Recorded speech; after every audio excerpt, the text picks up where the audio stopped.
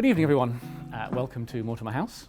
Tonight, I think we're going to hopefully cover quite a wide range of menswear topics, from subcultures to the state of modern retail, with my guest, Tony Sylvester. Thank you.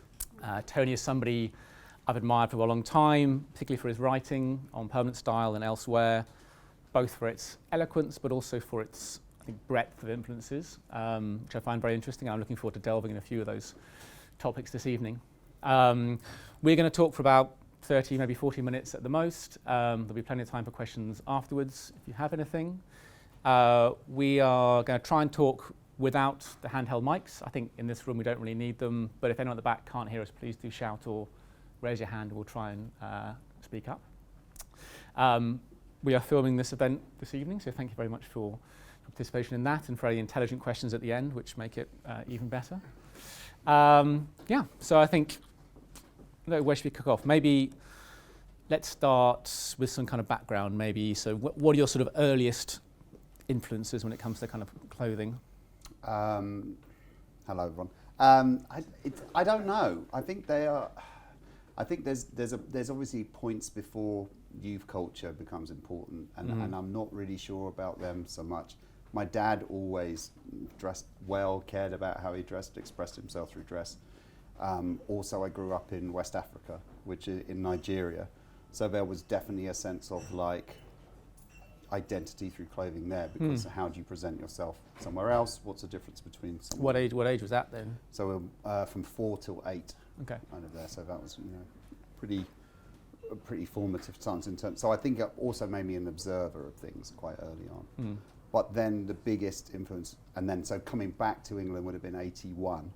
So then you come back to the suburbs of London, northwest London, and at that point you're basically walking into probably one of the most fertile eras of kind of subculture that's going on, and also you don't know what the hell's happening. Yeah, so where do you see that? At school or somewhere else see that? I mean, when that film This Is England came out, it was the echoes were incredibly there, because Thomas Turgoose's character, I think he's meant to be 10 in 82, and I was 10 in 83. And like so much of like that was like things I remember. Obviously at Sheffield it's very different, but the whole idea of hanging out, and then there being different groups of people hanging out, and the idea that there could be trouble based on that is very much how I remember being a kid. It's not just about trends, it's about that this is so core to the identity of those people, such that it's... So the idea of the playground with different areas for different people, and then that, being also when you go to a shopping centre, and then also as you get older when you go to a pub,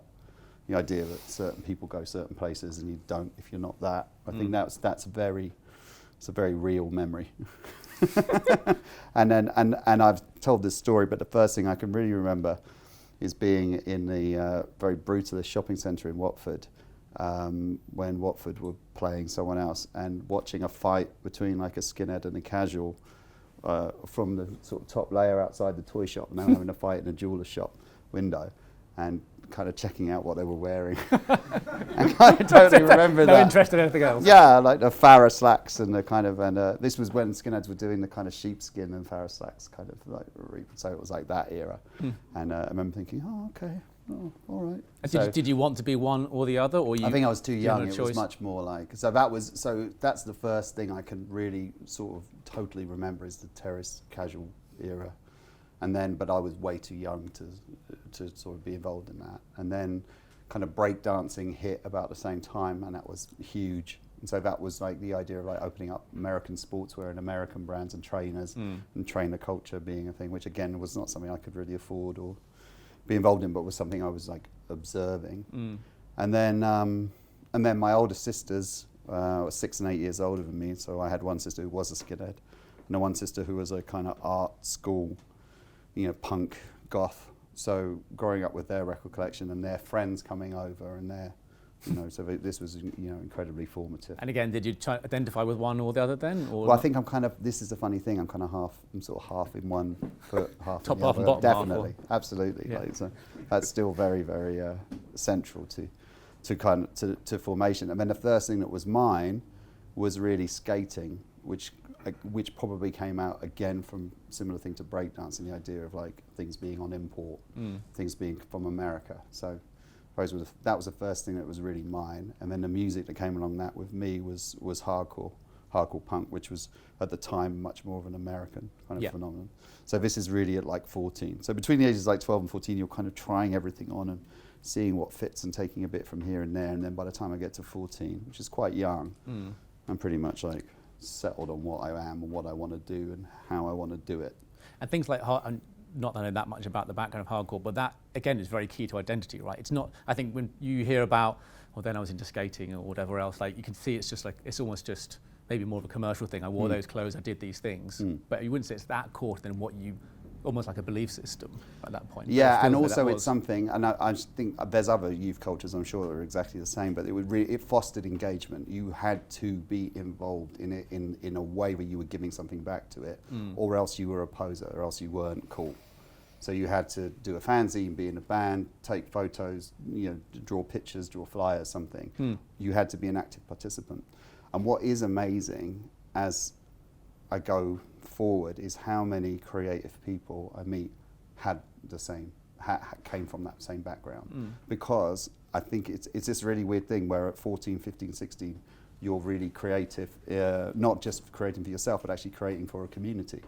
So you're putting your things out there, and there's not commercial value in a sense of really things are being sold, but it's on the marketplace. It's just like you're showing yourself. You're either advertising a show, or you're booking a band, or you're getting in touch, and people are staying at your house. There's some kind of like exchange and commerce that you're from a really early age. And that's much more active than just the passive relationship of just consuming. Yeah, which I think is what like. So then the things that came along after that, like grunge and the other things that were maybe sonically had a kind of similar identity, or came from a similar place, didn't have that same two-way street. The idea that the peer-to-peer system of the band and the audience. Yeah.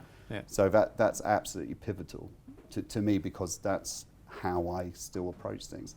So as you say, it's a kind of there's a moral aspect to it, not in a moralistic way in terms of judging other people, but more in terms of like, your lifestyle and your values being kind of core to how you're presenting yourself, as well as what you like and what you're doing. Yeah, because grunge was more Mario, and I wasn't a musician or anything else like that. But I didn't have any of that kind of same feeling to me. No, it was very much a top down. I find that very interesting that you would be creative and be part of something, and then if you were a poser, not actually engaging in some way, then you just get ostracized, or actually get beaten up, or how does it? What's not beaten up in a but ostracized, or really just like not. There isn't. You don't get as much out of it, so you wouldn't necessarily stick around per se. It was very much like a kind of like, because there wasn't enough.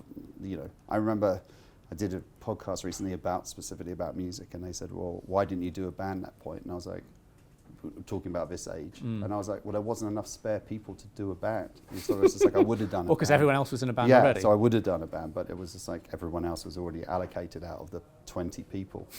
Yes, so there wasn't. So I couldn't do it until I was like 20. 19, 20. I couldn't actually make music with other people. But yeah. So do you think that? Do you think you can say that kind of depth of engagement with like a subculture hasn't really existed since then as well? How easy is it to have the perspective, because obviously you're at different ages during that period, to look back and actually nothing today really has that same kind of feeling? Because I have that feeling, but I really have no sense of how fair that is. I think there's an objective side to that, but I think primarily that's probably a subjective thing, because I think that you always think that like how you did something was the best way it was done, and these other new kids don't understand or something. I think it's always been like that. But at the same time, I do think that like all youth cultures at that point were peer-to-peer in a sense of like who was influencing what you did. So it wasn't top-down in a sense of you weren't opening the pages of a magazine and it's saying like these are the brands you should wear, these are the clothes you should wear. It was very much like it was people you were looking at and what they were doing, and so someone who maybe wasn't involved in hardcore will maybe look at casual terrace boy cultures as that last example of something that was, or maybe even acid house in like late 80s was something that was very much not being led by, not being led from the top, but being led, across the middle. Through peer to peer. Peer to peer. And I can't see since the internet, obviously, but that's still the same. Because the decimation of information is so different now. Yeah, it feels like the obvious thing to point to is the fact that back then you probably got most information through your friends of what they had done, and someone got a record from somewhere else. Whereas today there's so much information, it's very hard not to be influenced by that. Yeah, absolutely. But also, even before that, there was also this kind of thing in the mid-90s where everyone started being into everything. So instead of being tribal and saying, well, this is what I stand for, maybe this is my corner and patch, it was much more like, it was much cooler to say I'm into everything and I'm open-minded, and which is great on one level, of course, because factionalism has its problems. But at the same time, you feel like something's a bit lost. So that kind of era of that kind of era of hipsterism came out because a lot of those different things together. Once you have a level of irony or a level of like I'm not really actually care necessarily specifically about this one thing. Once you start opening up, then something to me is lost. So I'm glad that I grew up when I did before this. I mean, I can't imagine being a kid now with the internet. Jesus Christ, what must that be like? Well, I feel like I've heard one theory, which is that on the one hand, there's so many different outlets, and the algorithms will drive you down one particular path that you'll see 200-300 people wearing the same thing and think it's a big trend, but actually it's 200-300 people in the entire world, which is a tiny slice. So in some way subcultures can persist because you need actually around the entire world only a very small number of people to kind of keep that going. But because there's no dominant mainstream music or media or whatever else, there's so many different branches, actually you're not going to have the strength of the subculture anymore. So you have almost lots of different ones that can persist and nothing that almost new that can kind of come through. So kind of the long tail theory, but for sort of culture. Yeah, exactly. I mean, that makes total sense to me because everything has a kind of equal. Everything has a kind of equal weight. So therefore, if everything has an equal weight, but maybe nothing actually weighs anything. I think that's kind of the unfortunate downside of that. And I think you get less evolution. Like you could see, there's obviously, we all know a very classic menswear world that has grown up and exists, and we all follow a certain number of people around the world who we see reinforcing our views of how things might be worn. And you could say you have a very strong sense of identity through that, perhaps, and it does evolve and it does kind of change. But you're driven by those algorithms to always see the same stuff rather than be influenced by new stuff. You have to physically almost push yourself. Always to say this about Pity is like people go to Pity, and then if you looked at the photos online at Pity, you see the same 200 people, maximum, and so you would think that that's what that fair. I don't think people know it's actually a trade fair for the most part as well, But you think there's 40,000 people at Pity, and you're seeing maybe 200 of them. So it's just like it's not a fair representation of what's going on there. I don't know what it's like now. I haven't been since lockdown. Yeah, well, no, it's even worse now, unfortunately. Well, okay, so if we get that rooting in those kind of subcultures, then how does that influence, do you think, how you think about clothes today? I think it's more, I think it's really interesting because there's nothing worse. I think we all knew, especially when I was growing up, there was always like the old teddy boy who'd never changed, and he was a bit of a figure of fun, like there was always like your uncle or whatever, and he was like, oh, this guy. And so I think there's always there is always a risk of, if you suddenly like codify or stick under glass, your teenage years or something that was really, really seminal to you, but then you just stick there. And that's kind of not what you want. It's almost like you want to take those lessons that you've learned, or those things that you do, or those values, and then kind of apply them moving forward. So that like when you encounter other things, music, culture, clothing, you can maybe use that as your filter to sort of to what you would, how you appreciate it. So you might appreciate the value of some authenticity of being that kind of peer-to-peer thing and being involved with it, and appreciate that when you're working with, I don't know, like say crafted menswear, and you're talking to actually people who actually make the goods rather than going through a brand or having connection to the customers directly. And in my case, that's very true because I went into the physical distribution of music as a job. So basically I didn't really work until I was like 21. I was doing bands and messing around, and then from 21 till about 35 I worked in the nuts and bolts end of the music industry, very much in the distribution, the promotion, the marketing, and very much on the ground and wearing lots of different hats. Not just a beret. And got it in there. And so I think that's the thing that's kind of like when I came to, and then so working for like either a small retailer or a small clothing brand is kind of the same, because it's just like you can probably, I don't know about this world at all, but imagine if you go and work for Ralph Lauren, you've probably got a very specific job. You're probably like outerwear designer or something, and so that's what you do in your thing. Whereas of course if you're working for a much smaller brand, you have to wear lots of different hats. You have to actually have a skill set about delivering things from a much earlier stage in a process to a much later stage in a process. And that, my ability to be able to do that really does come from that engagement that I fostered. And I'm presuming that's that you enjoy as well. You go for that from start to finish, all the way through on products or. And then working in doing every aspect of the record industry, from recording a band through to tour managing a band through to getting records pressed through to getting them distributed through to marketing them. So what were you wearing for that period of, was it 10 years, 12 years, or whatever, when you're in music? Is it very mad? Ben knows. I think there was always this kind of like, there's always an appreciation of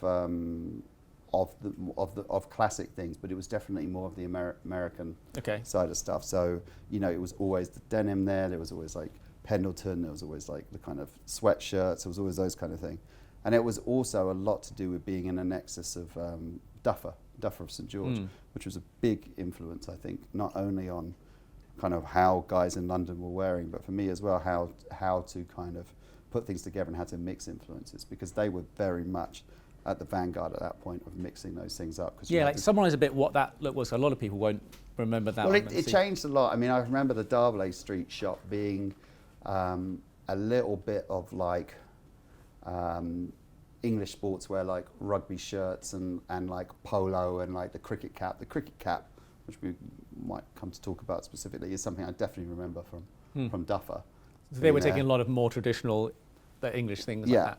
And then using it in a way that maybe that terrace boy culture thing was doing, which was usurping it in a way by giving it to people who wouldn't be wearing it. So in other words, taking something which was quite attributed to public schools, and then you're not public school kids at all, you're working class kids, not me, the Duffer guys, and wearing it and making it their own. And of course they were mixing that with American sportswear, and then like new brands coming through.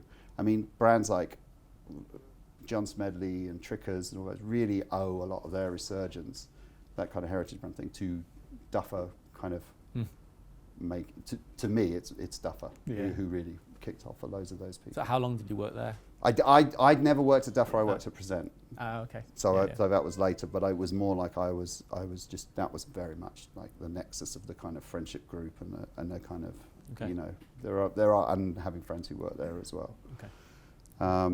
But that's a huge influence, the way they did things. And also an influence, I think, on that idea of design as buying. So in other words, rather than being able to like, because with the personalities there, you had Eddie and you had Steve, and then at this point, and then you had Marco. And Marco was actually a clothing designer, but Steve and Eddie were buyers, but yet they were so integral to the output, because it was more like, I'll give you an example.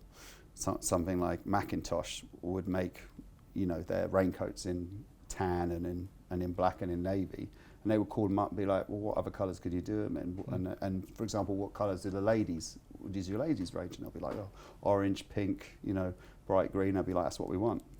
so the stuff would come in that no one else had. Yeah. But it was kind of invention through ordering. Which is like a different age of almost like, a multi-brand shop of curating a look from everything else, in an age where you couldn't see that stuff on the internet or absolutely everywhere. Absolutely. It's just whatever your local shop or someone you follow who's decided to kind of bring in.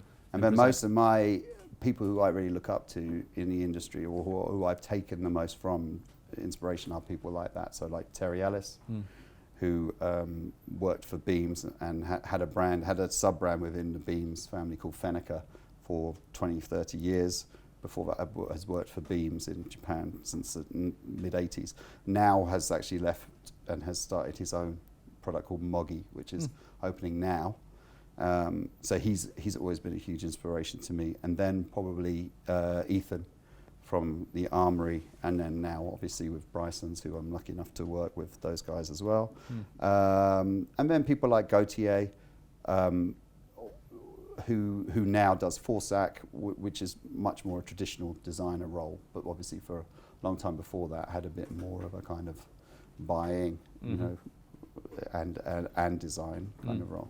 So they're peers in a sense of like they're people who I have relationship with, but they're also the people who I've kind of stolen the most from, gleaned the most from. So do you think that kind of role can't really exist anymore? It's almost like that's been replaced with something like your brand, like AWMS, of okay, rather than buying these things, you're just talking direct to the manufacturer, because it's not that different, right? If you going to manufacturer and ordering like a beret or something that people haven't normally bought or seen and styling that particular way, to going to say a Macintosh and order it in a kind of different. No, that's exactly what I do. I can't draw. I don't have any CAD skills. I don't have anything like that. But I know what it's really. It starts from what do I want to wear that I can't get. Yeah. And I'm not really interested in competing with anyone else. Like I wouldn't necessarily, unless I can think of a way to do it. I wouldn't necessarily do a button down or do a chino, because it's just like, they exist. There's no way you can improve on what's out there.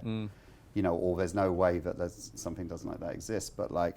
The beret was my way into it. I'd been wearing one for so long, and it took me so long to try and find ones that I was happy with, and most of them were secondhand. And so I was like, well, and then lockdown happened, and I was like, and every time I put a picture of me up wearing one, someone would write to me about, where did you get yours from? Where did you get yours from? So I was just like, well, if someone's going to do this at some point, so it might as well be me. So that's really how it came about. Do you think? Sorry, Karen. No. I was going to say, this is maybe skipping one step forward, but do you think at some point do you start running out of those kind of things? Because you've been wearing the beret for so long, and then if you're doing like almost a new product every kind of couple of months, it's going to carry on forever. We're going to ride this. I don't know. I mean, it's just I've only been doing this for like less than 2 years, and it's really I'm incredibly grateful and incredibly surprised by how good the response has been, and it started on no money and really with this very noble idea of waste free, in a sense of like you order something and then you sell it and then it's gone, and then you order something else and sell it and it's gone, and that's through money, and that's also through space concerns, that's also through everything else. Like I just don't have the setup to do anything like that. And that's one of the things I think that like is the most important to me with doing this, is that I'm taking responsibility for everything from the gestation through to the completely the end of the process. So that like, and I think that comes from working. This is just the nature of working in a team or with other people. Is like you're not responsible for everything, and so you don't know if someone's let down, and you can't honestly say to someone, I'm really sorry, this is why this happened, because you don't know if someone else has dropped the ball. So the idea of like literally every order that gets shipped out is I have shipped, and so if someone comes up and says I haven't got my order, I can be like, on Thursday I sent it, or whatever. And it's a small thing, but it's just like that kind of responsibility thing is really important, but it makes it unscalable at the level that I'm at. Yeah, absolutely. So I am kind of and I mean, I talked to this, there's a lot of my friends and people who are here have a similar business where they're entirely responsible for what they do. Jake and Mikkel with La Boutique, and we talk about this a lot, like the scalability of what we do, and how do you do it? What kind of responsibilities do you give up, and what responsibilities do you kind of keep, and what's important to you to keep hold of? Well, I was going to say, like, when you said you were like very modest and very grateful and surprised at the response, I'm not surprised at all that that kind of response, in that you have great style, had a following, people knew who you were, they already knew clothes that you wore that they would like to buy. So it's sort of, although it's been very well done. You can't tell yourself that though, can you? No, that's it's the true. minute. That's the minute when it all just falls English, apart. It's fine, yeah. As well. But I think the really in some ways the more interesting, and certainly the harder thing is like the step beyond that, isn't it? Yeah. It's like, okay, it's not hard for me that people like a thing they've already seen for me to then sell that to them. I'm just going to find someone who can make it the way I want it and make it and sell it. It's like, what I want to do I then do? Do you want to carry on doing what you do, which is fairly esoteric stuff, all kind of shipped out by yourself? Or do you want it to be bigger or not? Do you want it to be like a lot of the businesses, I feel, these days in the mainstream world are very growth driven, and most of the businesses we know within the classic menswear world are very non-growth driven, and there's almost not, some of the models in between sometimes are the most interesting. It's like, how do you go, do I want 2-3 people? I mean, like Bryceland's is an interesting example, right? Of growing a little bit, having a store here, having a few more people. But I remember doing the symposium in France with Ethan years ago, and he said, we never have employees, never anyone else kind of see control. And then he'd done that, but just very slowly and gradually. Very slowly, yeah. So, I mean, that's the only way to do it, I suppose.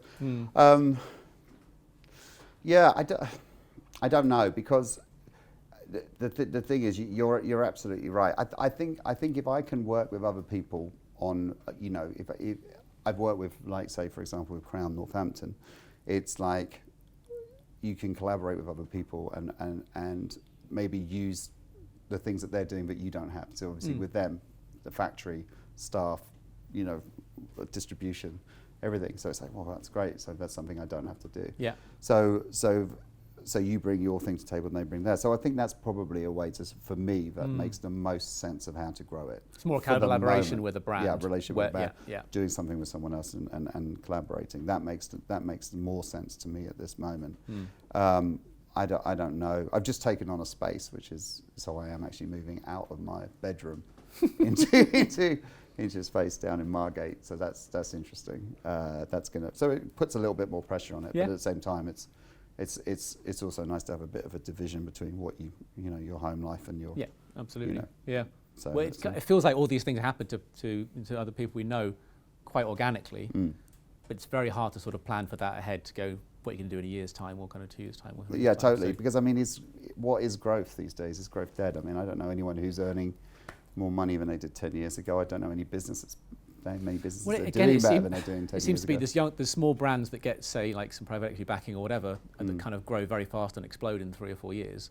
Or there's very small brands that grow very slowly, organic if they would do at all, but there's like not that much in between, I think. Well, I don't have to make a range. I don't have to do anything. So it's just like I view it. I think it's probably closer. My business model, now I think about it, now you're saying it, it's very closer to putting a record out, because it's probably more like it's a thing that happens and then it goes out into the world. Yeah.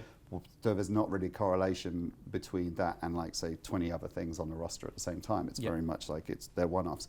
But having said that, if you look at them, there is an overlapping idea between them all. I think if you buy one thing, you understand why I'm doing the next thing next, maybe in colour or maybe just in utility, but there's definitely there's definitely a journey a line through it all. Yeah. And I kind of put everything out on the table there and went, okay, well, I personally can see the line. Not on your bed anymore. No, not exactly. Covered in cat hair.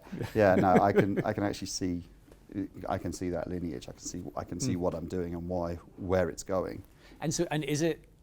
Obviously, doing the interview, I want to construct like a very clear narrative. Is it too much to draw a line through the kind of growing up with the subcultures, then kind of working the music to that kind of brand today, where it is quite focused, it's very driven by wanting to be involved from the beginning to end, have a very close relationship with people I think as they're well. entirely linked, and they're entirely the same thing. And that's what when I was going back to what I said about, I'm always amazed at how many creative people were involved in hardcore, were involved in subculture. It makes total sense to me, because it's like the first thing they did was finding what needed to be done within the context of that. So maybe they turn out to be a record producer, or maybe they turn out to be a graphic designer, or maybe they turn out to do merch for bands, whatever. But all of it then leads into an adult career. Someone just needs a manager, normally a self-employed. Normally it is that. It's not working for someone else, because once I think you've done stuff for yourself, it's very hard to then get the satisfaction from doing it for someone else. Because it's what's better than being in charge of something. Yeah, absolutely. Well, I think so. You might, for example, reach a point of feeling like, okay, this has maybe gone a bit too far or whatever, and you reach a kind of nice point where you think, okay, I'm in control now. I feel of most things that are going on, even if I'm, say, working with someone like Crown, where I'm actually doing a lot of the creative side to it by not having to distribute everything anymore. For example, it frees up a lot of. I mean that is the dream, but ultimately it's just like, what are you going to lose by doing that? And also, I've been involved. it's a horrible thing to say. Involved in menswear now for probably 14 years or something like that, and it's like either in retail or in writing and creative or whatever, and it's like always it's always expressing the same thing but just in a different way. So it's just like I always viewed retail as a creative process. I always viewed it as you're in a space, someone's coming into the space and you're trying to help them, because especially with the kind of last place I was, with working with Timothy Everest, it was kind of like the exciting part of that job, or the fulfilling side of that job, was probably like wedding people, or because of course it's just and they don't know quite grooms what coming they in, want, they don't know what they want, and so yeah. you're walking through a process. That's the thing that you get from that. So and there's a creativity to that. There's a creativity, of course, to writing, and as you know, and there's a creativity to helping someone else consult on their brand and helping them do their thing. But I recently, as some people probably know, moved out of London and have moved down to Ramsgate in Kent. And one of the things that's been really good about it has been having the label, because there's a continuity with what I was doing in London to what I'm doing now, which is good. Also, it's something that I can do from there that I could as easily do in London, whereas of course the retail thing is, you can't really do that in a town like that. There isn't the audience to do something customer facing. But the one thing I was surprised by, because I didn't think would happen, that happened, is the creative writing and that side of thing I found harder. And I don't know if that's not having the peer group, or not having the kind of like the social side of the retail and menswear. I'm not surprised if a lot of people, everyone's influenced by stuff around them all the time, and you probably more than most. You're suddenly surrounded by completely different things, whether it's more nature or the sea or whatever. It's just that so exactly. So what has been fulfilling about that in terms of like a life change I lost a little bit about how to write about things. So having the label was a great way of then being creative and expressing myself, because for the reasons I've said, because it's a finite task. It's something you can start and something you can finish. Yeah. So it's like the equivalent of, say, painting a wall. If you have the task of painting a wall, you can see where it starts, you can see where it ends, and you can do it. Whereas, of course, if someone comes to you and says, can you write an essay about painting a wall? It's like, oh, fuck.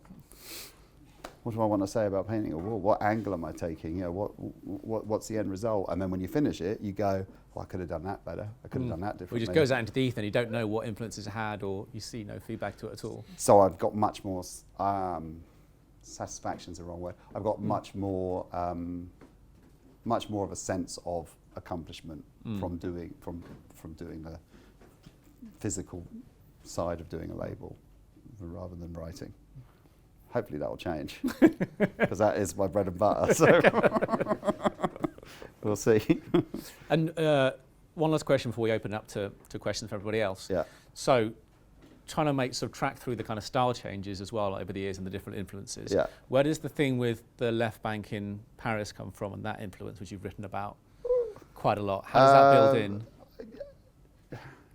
I wrote an article about this and the reasons for it, and it's unfortunately sort of stuck in limbo with another company, and it's a bit frustrating because I feel like most of the things I've written after that have been add-ons from that. Okay. But the big difference for me between Paris and London is that Paris is a walking city. It's a city of the flâner, it's a city of that. So everything that's kind of happening is happening on the streets. In fact, I was talking to a gentleman from Paris about this earlier. Which was also after lockdown, why Paris really felt like it went back to normalcy much quicker than London did, because it's just like the way the space is set up there, everything's kind of on view. So if you're someone who likes looking at how people dress, Paris is kind of, and especially if you're interested in menswear, and especially if you're interested in how old men dress, which I am, then Paris is the place. Because in London, all those guys are either in their houses in the country or in their private clubs or driving somewhere or their jobs. They're not out drinking a coffee on the streets of London. Whereas in Paris, you can sit yourself down in a 16th or on the left bank, and you just see them all day long. And it's amazing. But there's also something about you which identifies with that kind of the left bank rather than the right bank, which is a bit more relaxed. Well, yeah, because I'm not someone with money. I'm not someone with class. I'm not someone with So I'm kind of more the other side. The other side. I'm more interested in people who have a bit of taste, but maybe read and write and not, but aren't industrialists, Mm-hmm. or whatever. Mm-hmm. So I think it's that, and also just I like that contrariness. There's this thing about that French man style, which is just so, it's like it's taking this kind of sense. Okay, I'll tell you how I described it in that feature. I said that, who was it? Is it Cocteau, who said that French are sad Italians, and I would say, maybe philosophically, but sartorially, I say they're happy Englishmen.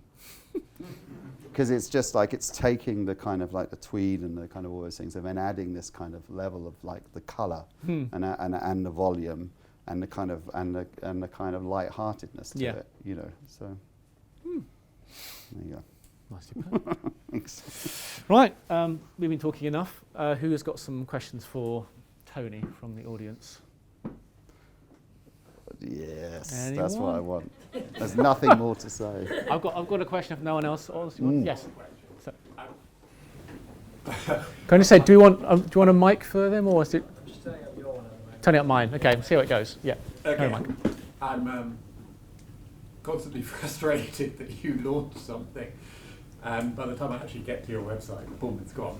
I know you've got to do short runs because of cash flow, blah blah blah. But I can't see how you actually make any money.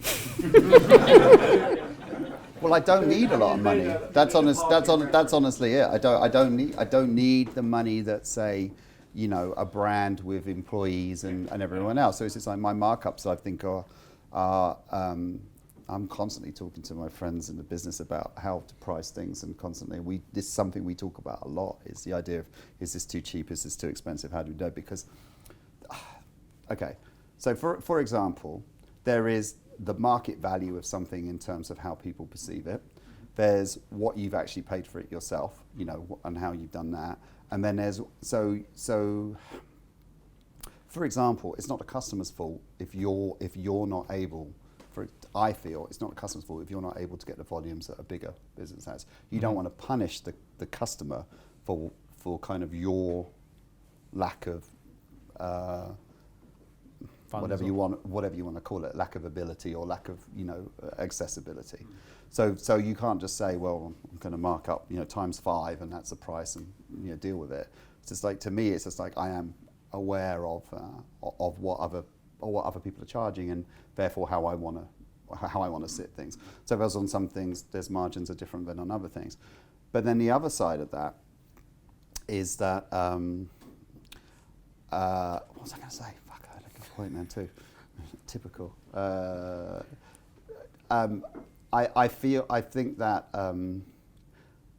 I have a very broad customer base, and because I've been involved in music, and because it's not, there's a lot of people for whom something like the £59 beret is a big purchase for them. It's just like that's like something that they like. Maybe they want to invest in me and my style, and they like it, and they want a bit of that themselves. But they're not someone who routinely spends those kind of money. I have quite a broad customer base in terms of that. They're not just all people who have been, people who are acclimatized to spending that kind of money or even want to. So I'm constantly aware of that as well. I feel like I have to be a little bit aware of that. So that doesn't answer the question about availability. It answers the question on price. I noticed that you do, when you get a sellout, you do run it like your socks. You run it again. Well, the socks is easy to run, and also that, and you kind of know what you're going to do, and also they're available in multiples that you have to order, which is no one wants to know about nuts and bolts of this. But something like the cricket cap, how many cricket caps are you going to sell? I don't bloody know. I want one myself. I don't understand why there's not cricket caps available, to be honest. It's just like, to me, it's such a no-brainer. It's like, it's an English baseball cap, basically, and it has it has all this information it carries with it is really interesting to me, like, cricket, school, English, it's all in there. And yet, no one has done one. So I was like, well, if I make these, how are people interested? How are they going to do it? So sometimes I get it right, sometimes I get it wrong. And then if I feel there's enough things, then I'll rerun it, but I'll rerun it in a slightly different color, or rerun it slightly different ways. But yeah, ultimately, I would like people to get the stuff in a way which doesn't harm me. if that makes sense. You know, if you can find a happy balance between. You want to perfectly meet the demand, but not have any waste or do anything else as well. Exactly. Yeah. That's the goal. That's the dream. Sometimes I get it right, sometimes I don't. So as I move forward, hopefully I'll get it more right. Basically, that makes sense. Anything else? Yes. So you were talking earlier about the 90s, 80s, all these different cultures. And like when I think of that time, I think of a lot of very visible logos on clothing. What do you think about like visible logos on clothing now? Because like if you see something, you think that's really cool. Like if I was passing you by in London and I thought you were worried about, I didn't know the name of your brand. Like there's no way that I could find out more about it without already being in the community. Kind of like what you mentioned about being in like a kind of a hardcore kind of thing, like you kind of have to be in it to know it. Do you feel like that's almost coming back in a way? Because there's no visible brand in a lot of menswear. I mean, I'm all for it. I think I enjoy brand culture to a certain extent in a kind of light-hearted way, and in a kind of like in maybe subverting it a little bit, like wearing something that you shouldn't be, like it's a bit tasteless or gauche, and that's kind of funny, you know, especially if you're mixing that with something which is quite tasteful. Then I enjoy that. But I think we're at that saturation point of branding where it's insane. You know, it's ugly and it's debased and it's terrible, and I'm not a fan. But I understand what you mean. It's kind of, it can be an antennae for advertising, which I get. But I think it's like, it's not my aesthetic. And the other thing is, I think that the more expensive an item is, definitely the less branding should be on it. Like I can understand a sweatshirt, a t-shirt, I can understand those things, but when you start talking about outerwear and things like this, I can't imagine wearing a piece of outerwear that's got like, you know, big branding across on it or something. It just seems so weird because you've spent so much money on it, but you're wanting to get that return of being able to wear it and being able to interpret it in different ways in your closet. And I feel if you've got a logo on that, you're really limiting its you know, its shelf life and its thing. So I think it's always been that like more niche stuff and more considered stuff is, you know, logo less logo free. I'll give you an example. Bryceland's recently did their first logo. I don't know if anyone saw it. It's one of my favourite pieces they did recently, which was the Parker, which is like based on an old US Navy Parker. And Ethan said, I'm going to put a label on it. You know, what do you think? And I said, yeah, it lends itself to it. It looks right on there. So do it, because in that example, it was really in the vein of, you know, an Eddie Bauer or an REI or a North Face or because Patagonia. Those reference pieces would have had a logo. Yeah, would have had it's insignia referencing something else. with a logo. So I feel like it needed, and also I thought the price point was kind of reflective of something that you could get away with a logo on. So they did it, and I think it looks great. I think aesthetically it looks nice, which I think is the kind of main thing with the logos. Yeah, most of the time it just feels like it's just slapped on to absolutely anything, doesn't it? Like indiscriminately as well. Does that answer? You can ask. It's not a very English thing to do. But you can just stop someone in the street and say like their clothes and ask them where they got it from. It's not. I like when people do that. I do that to other people. Yeah, I've definitely done. I used to, you know, ask old men where stuff's from or where they get their hair cut or stuff like that. Yeah, all the time. No problem with that. Anyone else? Yes, Austin. So much of your inspiration comes from, it seems like, your youth. I'm just curious if there is maybe something much more contemporary that has inspired you that you think will sort of, you know, show its face maybe in something that you design in the near future. Interesting. I think if it would be more from a functional or utilitarian point of view. Something that I actually, because everything kind of starts from what do I want, what do I need, what can I not get, or can I look at something and can I do it a little bit differently? So I mentioned this to Simon before. I'm swimming every day now, sea swimming. So it's just like, I want a dry robe, and dry robes are kind of, number one, ugly. And number two, come with a lot of information. I don't know if anyone knows the culture of dry robes, but it's a certain wild swimmer. There's a certain kind of mindset that goes with it, which is, and you know, mainly they're worn by women. I want to do one which is a bit different, because I like the functionality of wearing something to the beach that you can kind of change in, but I don't like the ones in availability. So that would be something that's very contemporary that I would consider doing, or find a manufacturer to work with on that. So it wouldn't necessarily be a trend, modern thing, if that makes sense. It would be more like there's a modern need for something, you know. I suppose. Yeah. Anyone else? Yeah. Yeah, sorry, Tony. Sorry. I've followed you for a long time, and AWMS since the inception of those slippers. Thank you. All of them really beautiful. The deck socks, exceptional. I wonder how you, especially with the way you write quite eloquently about, like Simon said, about the history of it and where it came from and where your inspirations were. How do you balance the creation of something new with the inspiration of its original? Is there a balance there for you? Or Definitely. I mean, I wrote about this for Bryceland with this anorak we're talking about. I think there is a lot of brands, and there's a lot of, everyone does everything differently. So obviously, I'm not here to say something's wrong or something's right. But to me, I think if someone's just recreating something, they're kind of missing the point. To me, I think there's a lot of people who do really strict recreations of old things, and it's kind of like, I don't really see. I mean, there's things which absolutely don't need to be changed, like, I don't know, Oxford cloth button down doesn't need to be changed in any way, shape or form. It works perfectly. And then you do try and fuck with that, it normally is a lesser version of it. But having said that, there's so many cloths that don't really work now, and especially, like, I mean, even we talked about this winter and summer. This year is going to be exceptionally different temperature-wise to previous years. And I mean, am I going to put on a heritage flannel suit this year? I don't think so. I don't think that. So it's just like, but those summer tweeds, you know, that you get, the kind of silk wool, great. You've got the look, you got the thing, you got the. So I think it's like, I think it's more like taking something from the past and then saying, does this still work now or doesn't it?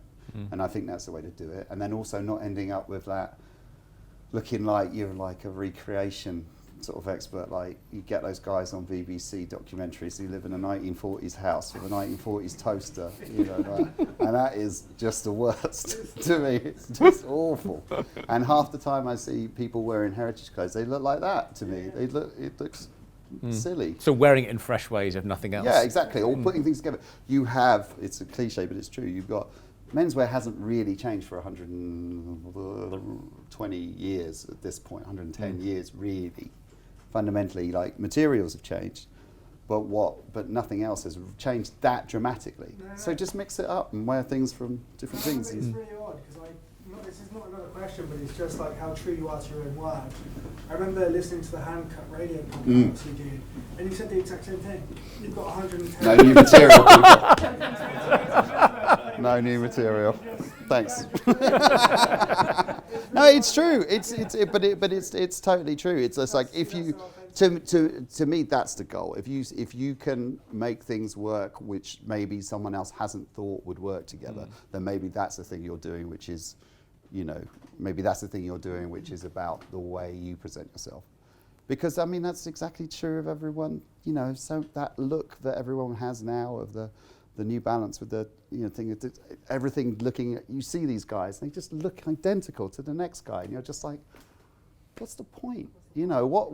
Surely you've had something in your life, a character who's inspired you, or a book that you've read, or a TV show that you've seen, where something was done differently that you want to take and maybe put into that. There must be something. You don't have to do it exactly the same. And that's the thing that winds me up the most. Thank you for answering, Tony. That's You're welcome. Okay. Paul?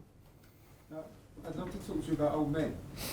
So I've noticed on Instagram and other places in the media, you're starting to see more old men, and often Italian men dressed in a certain way, and there's a subset of that, you know, the plonkers of pity, where they're all doing their thing. What is it about old men's style that intrigues you? One thing, I'm getting old myself. I think there's always questions you ask about what you should jettison and what you should keep as you get older, and what you can move into. There is, in my household, been some very hard and fast rules set down by my wife about things that I'm not allowed to do, and yet. one of them is a pair of half moon glasses, which I'm not allowed to own until I'm 50. And she didn't realise quite how quick 50 is around the corner, which is next year.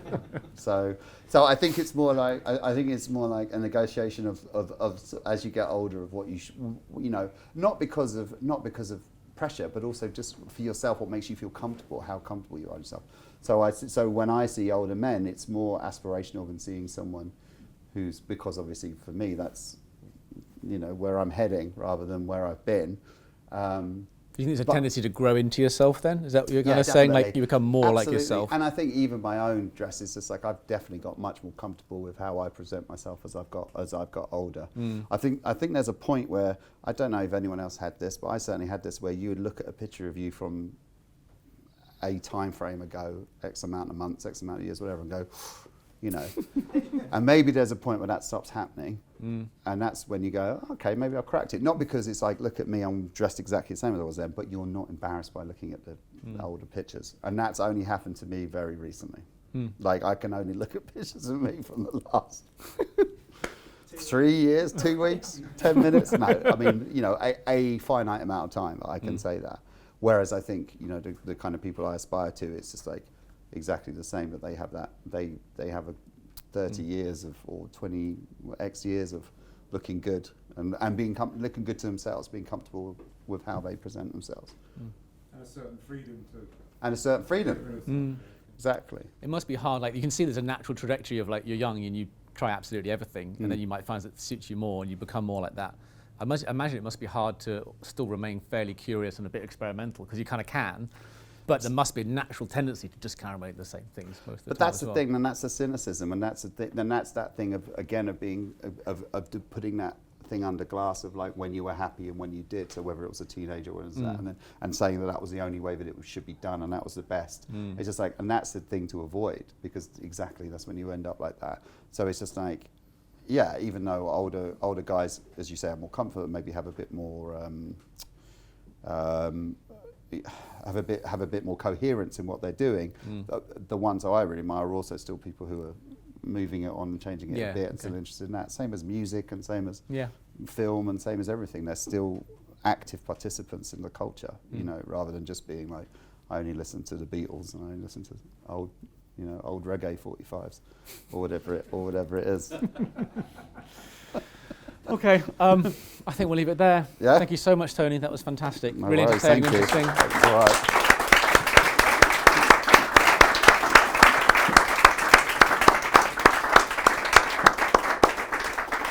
Thank you very much, everyone, for coming this evening, for coming up. I hope you enjoyed yourselves. And if you want to talk, if there's things that you didn't want to say publicly, you can come here. Please still feel keep the free. mic rolling there. The mic's staying on.